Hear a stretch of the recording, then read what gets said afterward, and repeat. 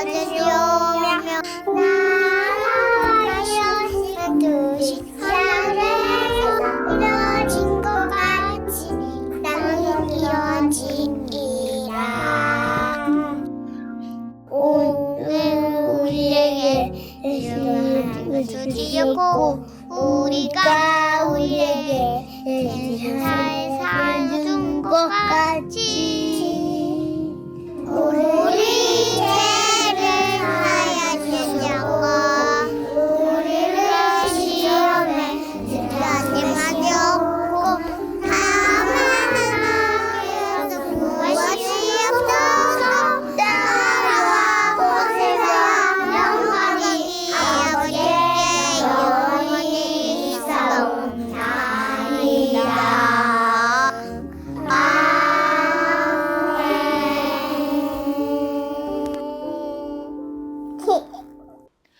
눈물로 기도한 예레미야.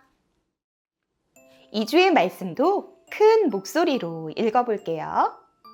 여호와여, 그들이 저지른 모든 악을 보십시오. 제 모든 죄 때문에 저에게 하신 일을 그들에게도 하십시오.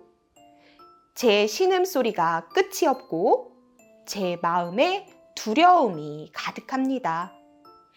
예레미야 애가 1장 22절 말씀. 아멘. 우리 친구들은 기도할 때 눈물을 흘린 적이 있나요?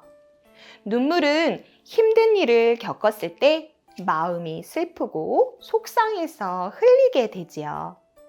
또 내가 죄를 지어 잘못한 것을 깨달았을 때에도 용서를 구하는 간절한 마음으로 눈물을 흘리게 돼요. 이 두 가지 마음을 다 가지고 눈물을 흘리며 기도했던 사람이 바로 예레미야예요. 오늘 말씀은 예레미야 애가인데요. 예레미야가 쓴 책으로 애가란 슬픈 눈물의 노래라는 뜻이에요. 왜 예레미야는 눈물로 기도할 수밖에 없었을까요? 우리 함께 예레미야 이야기 귀 기울여 들어보아요. 예레미야는 하나님의 말씀을 전하는 말씀 심부름꾼이었어요. 하나님께서 하시는 말씀을 잘 듣고 그대로 사람들에게 전하는 일을 했어요. 여러분, 어서 죄를 버리고 하나님께로 돌아오세요. 그는 유다 백성들에게 끊임없이 하나님이 주신 경고의 말씀을 전했어요. 하지만 그들은 듣지 않았어요. 그들은 계속해서 하나님을 떠나 가짜 우상들을 섬기며 죄를 지었지요. 백성들이 죄에서 돌이켜 하나님께로 돌아오지 않으면 망하게 될 것을 미리 알고 있었던 예레미야는 정말 답답하고 속상했어요. 하나님은 결국 이스라엘을 벌주어 심판하셨어요. 큰 나라 바벨론에 의해 예루살렘 성전은 무너져 버렸지요. 나라가 망해서 백성들이 바벨론의 포로로 질질 끌려가는 끔찍한 일이 일어나고 말았어요.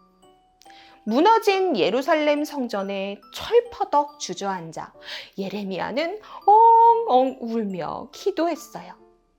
너무 속상하고 슬픈 마음에 눈물이 계속 흘렀지요. 전에는 공주 같았던 백성들이 이제는 사로잡혀가 시키는 대로 힘든 일을 해야 하다니. 온 나라의 보물도 바벨론이 다 빼앗아가고 백성들은 먹을 양식이 없어 기절하고 쓰러지다니.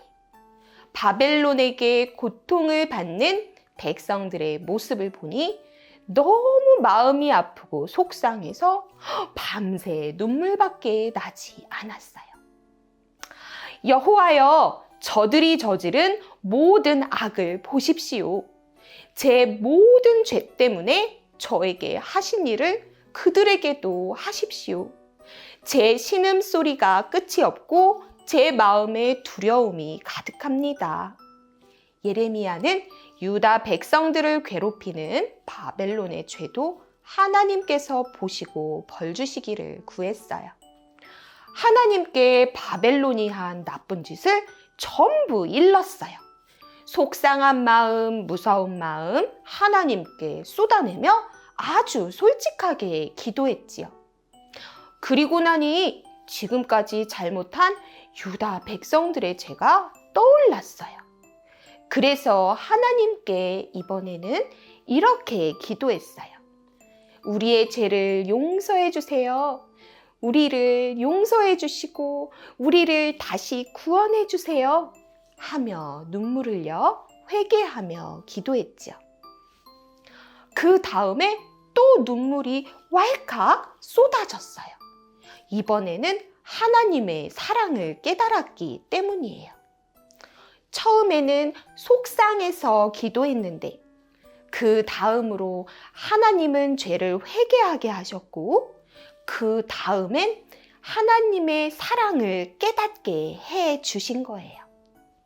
하나님의 사랑은 영원하셔서 우리를 모조리 죽게 하지 않으시는구나 라고 깨닫게 되었지요.